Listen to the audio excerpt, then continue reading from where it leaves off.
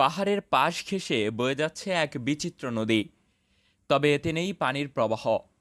এর মধ্য দিয়ে প্রবাহিত হচ্ছে আগ্নেয়গিরি ও লোহিত লাভা।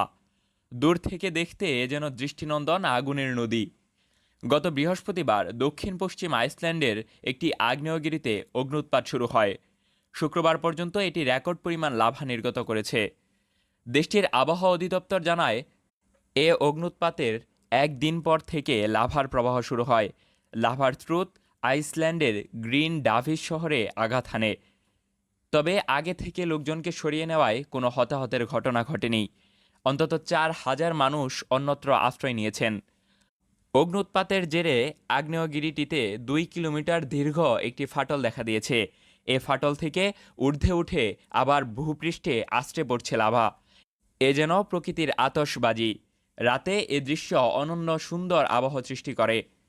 আগ্নেয়গিরির কারণে পার্শ্ববর্তী বুল লেগুন নামের জনপ্রিয় স্পা সেন্টার বন্ধ রাখা হয়েছে। ওই এলাকায় পর্যটকদের যেতে দেওয়া হচ্ছে না। গত ডিসেম্বর থেকে পঞ্চমবারের মতো আগ্নেয়গিরিটিতে অগ্ন্যুৎপাত হলো। অগ্ন্যুৎপাতের স্থান থেকে আইসল্যান্ডের রাজধানী রেইকজাভিক মাত্র 30 মাইল দূরে। এ থেকে সৃষ্ট গ্যাসের কারণে রাজধানীর বাতাস দূষিত হতে পারে বলে সতর্ক করেছেন আবহাওয়াবিদরা।